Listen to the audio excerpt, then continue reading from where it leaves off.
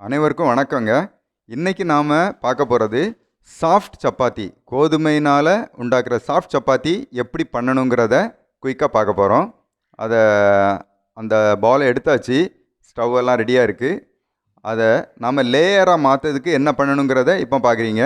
எத்தனை லேயர் பாருங்கள், 1 2 3 அந்த மாதிரி போட்டு அப்புறமா அதை வச்சு நல்லா உருட்டி பார்த்தா இன்னும் கொஞ்சம் நல்லா சாஃப்டாக வரும். அந்த எத்தனை லேயர்ஸுக்கு தகுந்தாலும் தான் உங்களுக்கு சாஃப்ட்னஸ் கிடைக்கும்.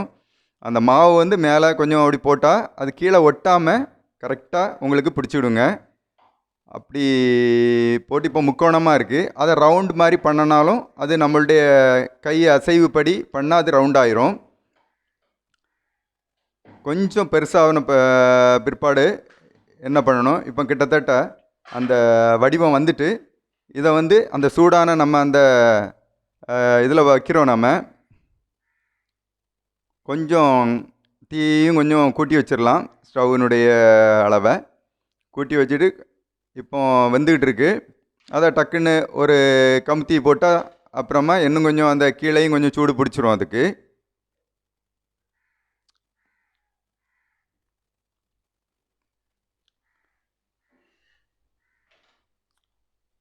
கொஞ்சம் ஸ்டவ்வை விட கொஞ்சம் கூட்டி வைக்கணுன்னா வச்சுக்கிடலாம்.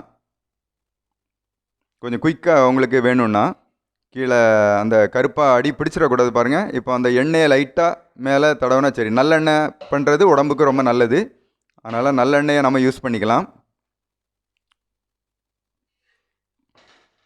ஒட்டாமல் வரணும். அதே மாதிரி அந்த கருப்பு கலர் அந்த கீழே அதுவும் தெரியக்கூடாது. அந்த மாதிரி வர்றதுக்கு அந்த தீயினுடைய அந்த அளவு தான் பார்த்துடுங்க. கரெக்டாக அந்த நார்மலில் சிம்மு இல்லைன்னா கொஞ்சம் அதுக்கு மேலே வச்சிங்கன்னா கரெக்டாக வரும் பார்த்துடுங்க. அதான் பார்க்குறீங்க தற்சமயம். ஆனால் இடையே அந்த கரண்டியை வச்சு மாற்றி போட்டுக்கொள்ளணும் பார்த்துடுங்க. ஏன்னா ஒரு சைடு அடியில் பிடிச்சா அது சாப்பிடும்போது அந்த ஒரு டேஸ்ட் தன்மை மாறிடக்கூடாது உங்களுக்கு. ஃபஸ்ட்டு நாம் நல்லெண்ணெய் கொஞ்சம் தொட்டு போட்டோம்.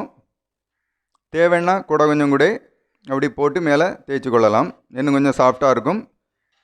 சாப்பிடும்போது ருசியும் கொஞ்சம் கூடுதலாக ஒரு தூக்கும்.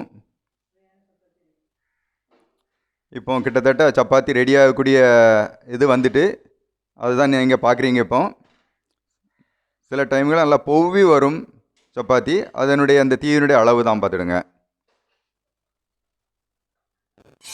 அவ்வளோதாங்க. சாப்பிட்டு பார்த்தா உங்களுக்கு சாஃப்ட் சப்பாத்தி ரெடி. அது உடம்புக்கும் நல்லது, கோதுமை. அப்புறமா உங்களுக்கு சாப்பிடும்போதே தெரியும் அந்த டேஸ்ட் என்னென்னு. அதை பார்த்துக்கலாம். சாஃப்ட் சப்பாத்தி கோதுமைனால் பர்ஃபெக்ட். ஓகேங்க, நன்றி.